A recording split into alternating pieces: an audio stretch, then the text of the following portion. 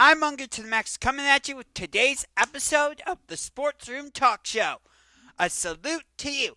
And before we keep going, if you haven't done so already, make sure you punch that subscribe button like a UFC fighter, and make sure you also hit that like button with the Judas effect, courtesy of the Ocho, the lead champion, the wizard, Chris Jericho, who will face Ricky Starks again if Ricky can get through the Garcia Guevara gauntlet, which means he has to face Angelo Parker, Daddy Magic, Matt Menard, and then either Sammy Guevara or Daniel Garcia.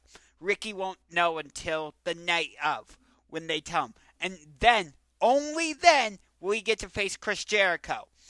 Hopefully that match happens at Revolution.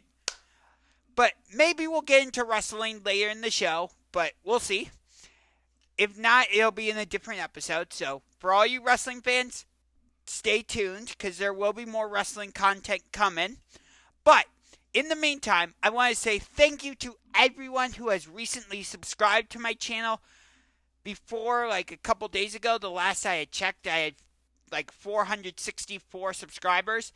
And then I looked a couple days ago, and it said 471. And I'm like, oh, well then. So, seriously, to everyone who has subscribed recently or has been a long-time subscriber of the channel, thank you so much. I'm really trying to build the Unger to the Max brand and make it into something big. I know that's going to be a long process, but I love making these types of videos. It's a lot of fun. I really enjoy sending out my weekly newsletter, The Sports Room. If you haven't signed up, make sure you do that. I can put a link for that in the description of this video. But enough with the self-promoting and all that. Wait, one more quick thing.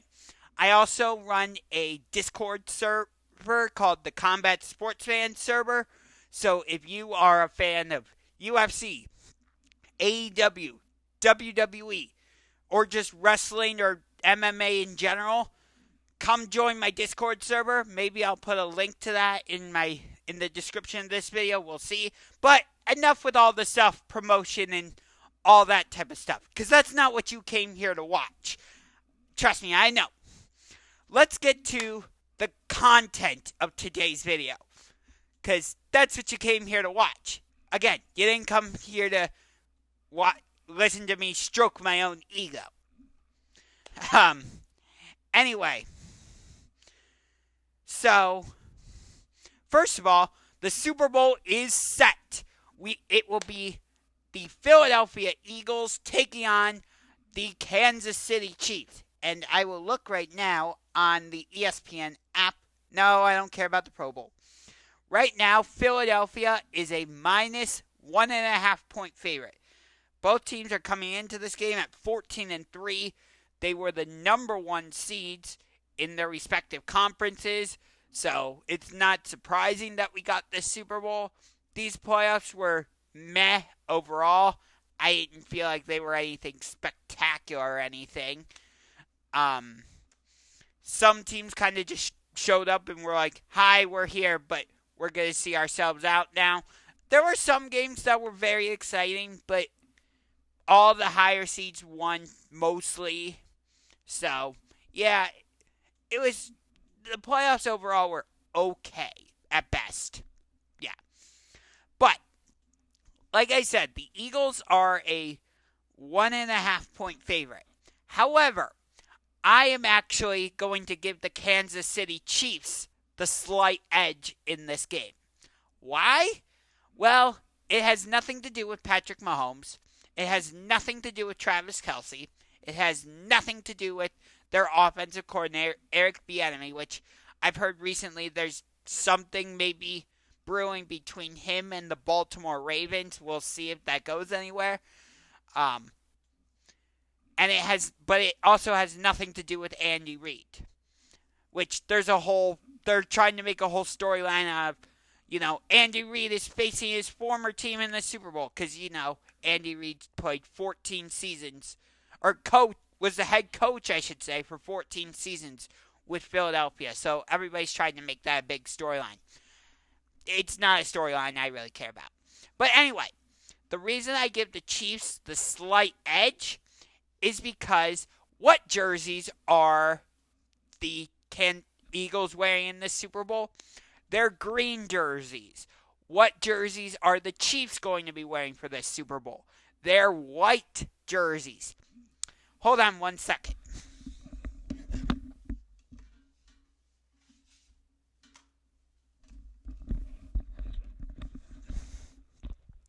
Okay. So here I have a board of all the recent Super Bowl champions up to Super Bowl 53. Okay? So, Super Bowl 53, Patriots won. What jerseys were they wearing?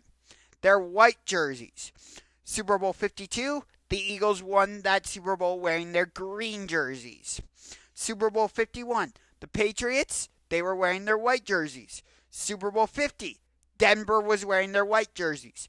Super Bowl 49, New England was wearing their white jerseys. Super Bowl 48, Seattle was wearing their white jerseys. Super Bowl 47, Baltimore was wearing their white jerseys. Super Bowl 46, the Giants were wearing their white jerseys. Super Bowl 45, Green Bay was wearing their home green jerseys. Super Bowl 44, New Orleans, they were wearing their white jerseys. Super Bowl 43, the San Antonio Holmes game. The Giants, or the Steelers, I should say, were wearing their white jerseys. All right. Super Bowl 42, the Giants were wearing their white jerseys. Super Bowl 41, the Colts were wearing their white jerseys. Super Bowl 40, Steelers were wearing their white jerseys. Seahawks fans would argue that Super Bowl was rigged. Whatever. Super Bowl 39, the Patriots were wearing their white jerseys, I believe. Super Bowl 38, Patriots were wearing their home jerseys, I believe. Super Bowl 36, I believe the Patriots or the Buccaneers were wearing their white jerseys. I'm not 100% sure. But you get my overall point. Many of the recent Super Bowl champions have been wearing their white jerseys. That's one of those obscure facts or nuggets of information that I love talking about on my videos. That's why I do this. But yeah, there's got to be something about the white jersey that allows teams to win the Super Bowl. I'm not saying the white jersey gives teams like extraterrestrial powers. I'm not saying the white jerseys like give a team an unfair advantage. No, I'm not saying any of that. No. All I am saying is that look at the recent trend I just told you. Like last year, Super Bowl 54, Rams, white jerseys. Super Bowl 53, Patriots, white jerseys. Super Bowl 51, Patriots, white jerseys. Super Bowl 50, Broncos, white jerseys. Super Bowl 49, Patriots, white jerseys. Super Bowl 48 was Seahawks, white jerseys. Super Bowl 47, Ravens, white jerseys. Super Bowl 46, Giants, white jerseys. You get my idea. I'm not going to go through that whole thing again. But there's some type of connection between wearing your white jersey and winning the Super Bowl. It only in a few times over the past 10 years or so can I think of occasions where teams wearing their home jerseys have won the Super Bowl. Super Bowl 54 when the Chiefs defeated the 49ers. Super Bowl 52 when the Eagles defeated the Patriots. Anytime I see an Eagles fan, I always say, thank you for defeating the evil empire. Let's see. Before Super Bowl 52 would be 51, no. 50, no. 49, no. 48, no. 47, no. 46, no. Super Bowl 45 when the Packers won in their home jerseys. And then I can't think of a recent time before Super Bowl 45 where the Super Bowl 38 where the Patriots won. So yeah, it's definitely a trend where the white jerseys are winning. So that's why I give the Chiefs the slight edge. However, no matter who wins this game, let's say the Chiefs win, okay? I don't want Patrick Mahomes to be named Super Bowl MVP. No. And it's not because I have anything against Patrick Mahomes. Because let me tell you this. Let's say the Eagles win the Super Bowl 34-28. Hypothetically, okay? I don't want Jalen Hurts to win Super Bowl. I wouldn't want Jalen Hurts to win Super Bowl MVP.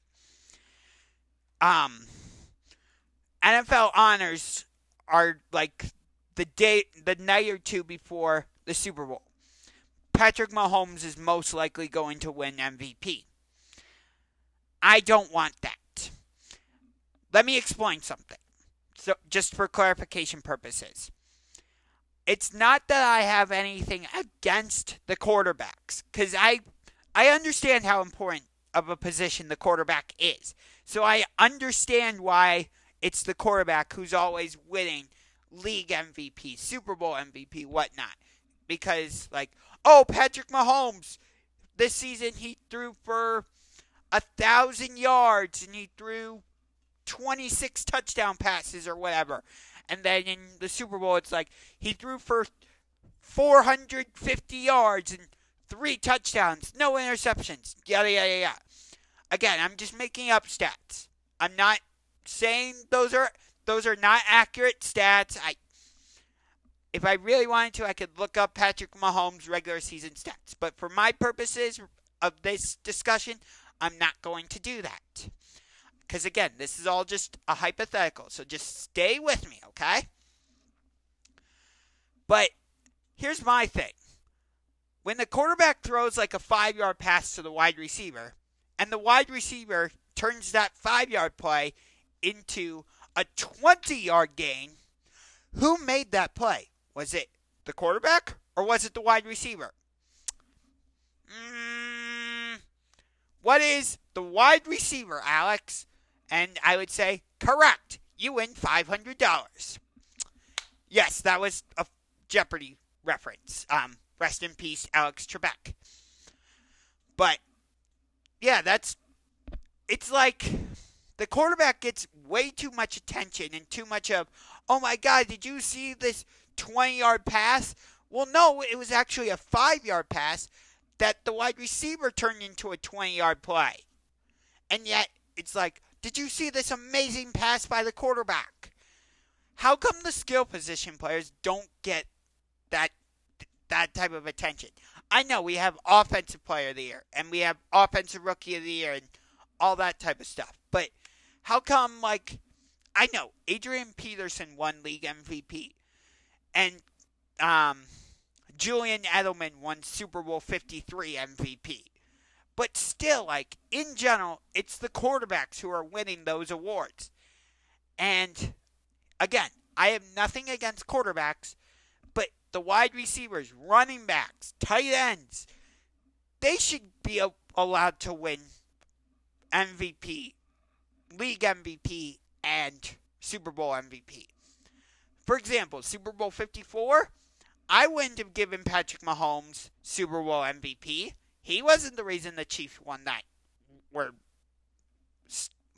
able to plant their flag on top of football's highest summit, as the Chiefs announcer was yelling at the end of that game. It was the running back, Damian Williams. Or you could have given it to Tyreek Hill. But for me, it wasn't Patrick Mahomes. All right, so now I want to transition from all the football conversation we just had to basketball, college, and the NBA. So right now we've got Indiana taking on Purdue.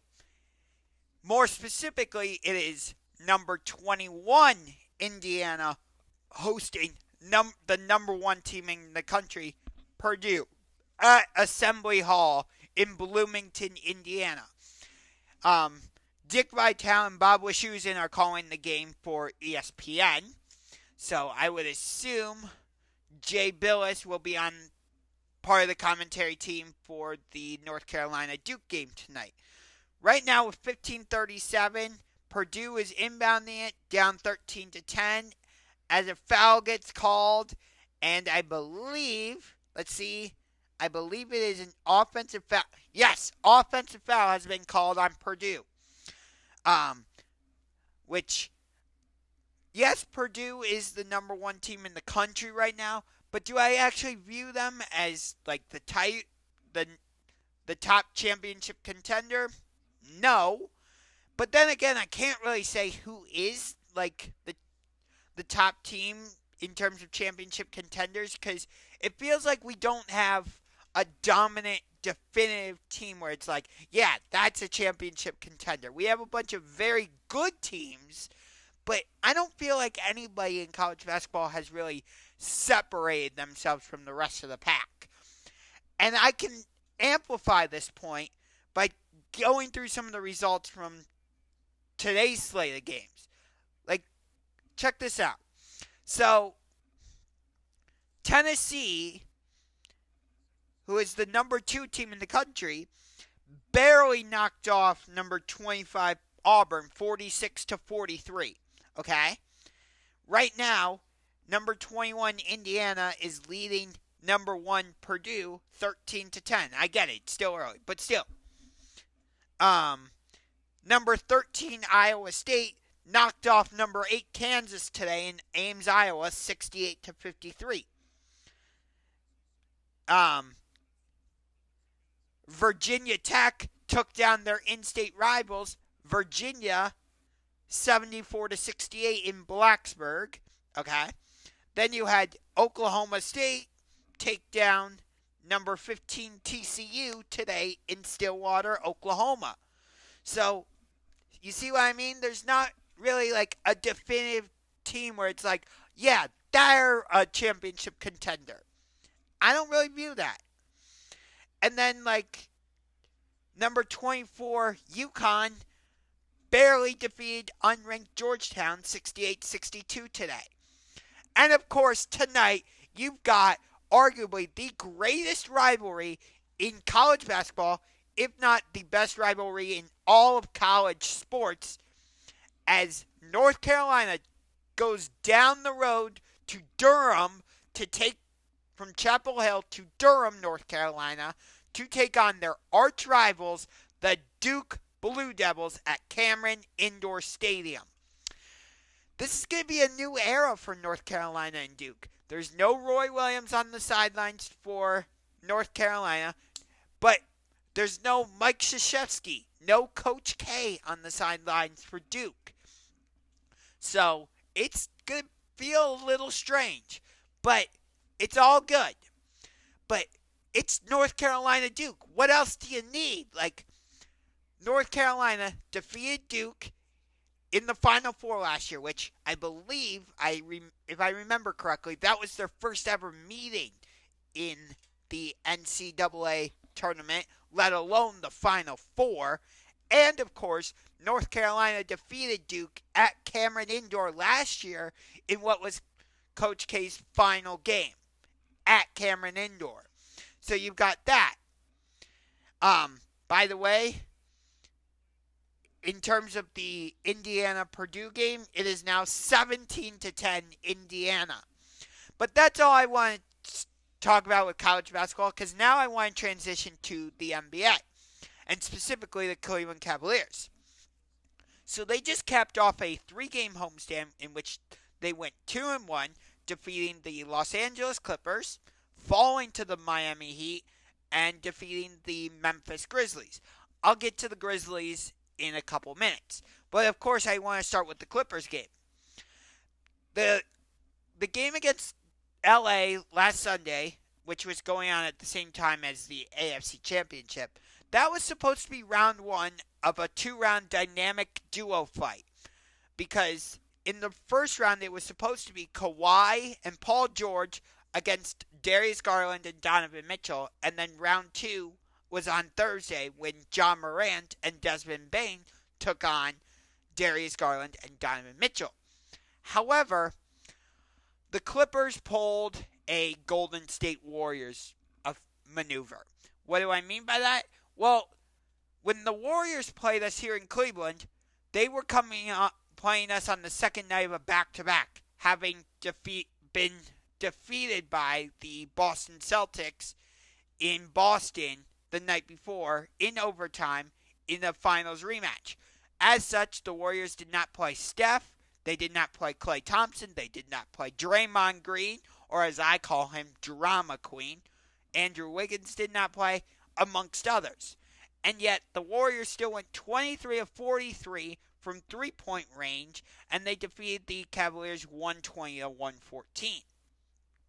Luckily, the Cavaliers did not fall to the Golden State effect against the Clippers. Because the Clippers were coming off of playing the Atlanta Hawks the night prior to facing us here in Cleveland. As such, Kawhi Leonard did not play, Paul George did not play, and others did not play as well. But the Cavaliers were able to knock off the Clippers 122 to 99, I believe the final score was. Let me double check using my trusty Dusty. I'll go that. Trusty Dusty. Let's see. I believe that was last Sunday. It was 122 to 99. Okay. And then on Tuesday, the Cavaliers played host to the Miami Heat. That was an important game because Miami is right behind the Cavaliers in the standings. Cavaliers currently hold the number 5 seed. Miami is the number 6 seed. Cavs led that game by as much as 11. And yet Miami was able to defeat the Cavs 100 to 97. Now, of course, I got to get to the game on Thursday. Which, when I buy tickets to these Cavs games now lately, I don't buy them and attend these games at Rocket Mortgage Fieldhouse because of the promotions or if it's a themed night or whatever. No, I don't. Those are all like meh to me. Like, cool, I get some sort of giveaway. Like, whatever. For me, the storylines are more important in determining whether I want to go to a Cavs game or not. So, like, with the game against Memphis, the number 2 team in the Western Conference was coming to town. The game was on national TV. It was the round 2 of the dynamic duo fight that I was telling you about earlier. John Morant and Desmond Bane against Darius Garland and Donovan Mitchell. That's all I needed to hear, and I'm like, yeah, I want to go. And the Cavaliers ended up blowing out the Grizzlies. It was 128 to 113. So, yeah, that was fun. I'm not even going to really talk about the Dillon Brooks, Donovan Mitchell brawl or skirmish fight, whatever word you want to use there. I'll talk about it indirectly. Let me say that. Before I get into that, though, let me just say this. Donovan Mitchell got fined for that incident, but not suspended. Dillon Brooks got 1 game. But to me, the Memphis Grizzlies are a fake tough guy team. They're a phony. They're not a real tough guy team. Like, they do all this chirping and talking and blah, blah, blah, blah, blah.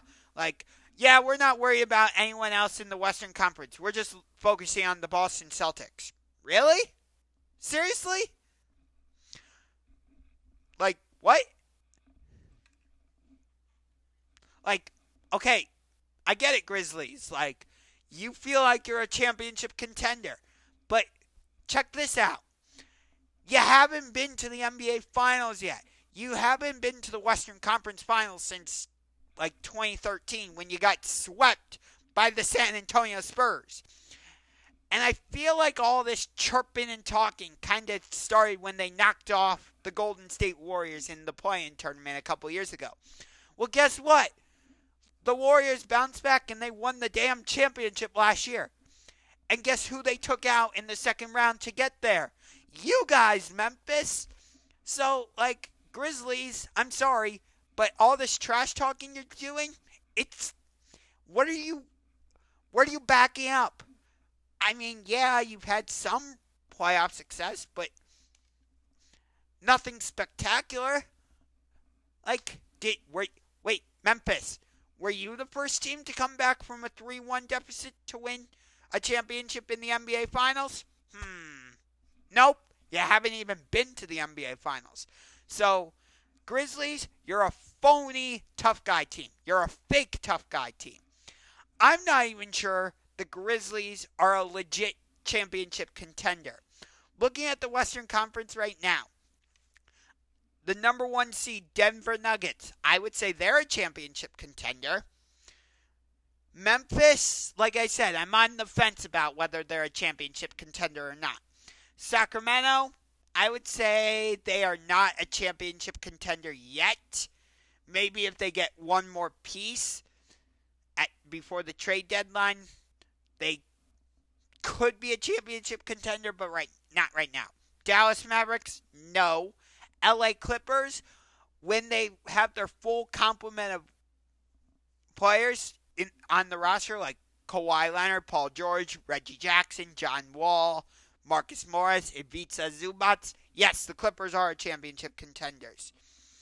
Phoenix Suns, yeah, I could still put them in the championship contender conversation. It's kind of hard to justify, though. I will admit that. Minnesota Timberwolves, nope, not championship contenders. Utah Jazz, nope, not championship contenders. Golden State Warriors, well, damn it, they're the defending NBA champions. And they've won 4 championships in 8 years, something like that. Because they won the championship in 2015. They blew a 3-1 lead in the finals in 2016. They won the championship in 2017. They won the championship in 2018. They lost the championship in 2019. They were not in the finals in 2021.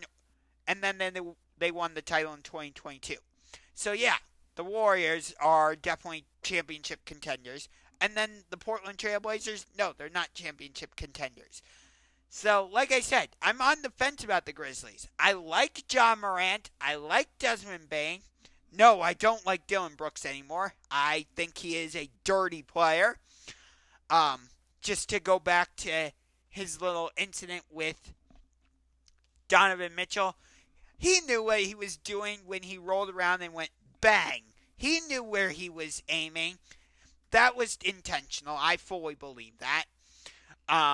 Yeah, so Dylan Brooks, you are a dirty player. And like I said earlier, I think the Memphis Grizzlies are a phony tough guy team. Fake.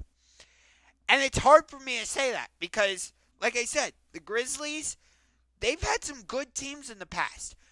You know, like they were a number 8 seed and they knocked off the number 1 seed San Antonio Spurs a few years ago in the playoffs. You know, they've had Zach Randolph on their roster. They retired his jersey. Marc Gasol, Rudy Gay, O.J. Mayo, Tony Allen, Mike Conley. But after Thursday's game, sorry, I lost some respect for the Grizzlies. I really did. I wish the Grizzlies and Cavaliers were in the same division because I would like to see 2 more games between them because it feels like the animosity is there. I'm not saying a rivalry is forming between Memphis and Cleveland, but it feels like there's some animosity, some dislike. And I would like to see that play out more. What if we were to get Grizzlies Cavaliers in the NBA Finals? Not necessarily this year, because I don't think either team is a championship contender. Maybe if the Cavaliers can go out and make a trade for another wing player like a Cam Reddish or a Josh Hart. Personally, I would like them to get Kyle Kuzma from the Washington Wizards, but that's most likely not going to happen. So, okay, if we can swing a trade and get Cam Reddish from the Knicks or Josh Hart, I forget what team he's with at the moment, but I'd be okay with that. Okoro's been playing a little bit better recently, but just not where I don't think he's where he needs to be at this point. Before Thursday's game, the last time he scored double-digit points was the first game against Memphis, was back in mid-January. So yeah. By the way, right now in the Indiana-Purdue game, it is 23-11. The homestanding Hoosiers are leading, but Purdue puts it in the basket and it is now 23-13. So Indiana's 12-point lead has been cut to 10. And if I didn't say this earlier, I predicted Indiana to win this game. I made that prediction before the game started. But that's going to do it for today's episode of the Sports Room Talk Show.